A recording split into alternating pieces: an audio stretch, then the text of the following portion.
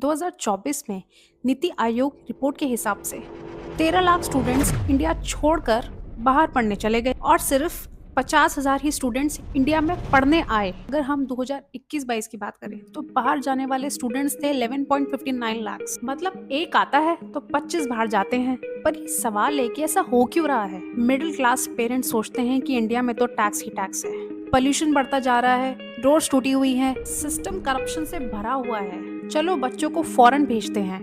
As per RBI 2013 में जो पैसा इंडिया से बाहर गया था ना फॉरेन एजुकेशन के लिए, वो 1000 करोड़ था और 2024 में यही अमाउंट बढ़ के हो गया है 29,000 करोड़। सोचो 10 साल में 20 गुना जंप।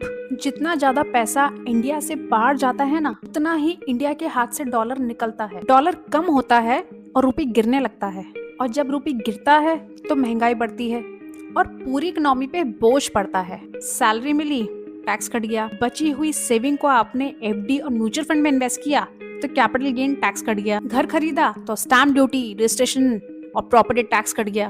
कार ली, रोड टैक्स और जीएसटी कट गया। शॉपिंग की तब भी जीएसटी कट गया। बच्चों की फॉरेन एजुकेशन के लिए जो पैसा आपने इंडिया से बाहर भेजा, उस पर भी टैक्स कट गया।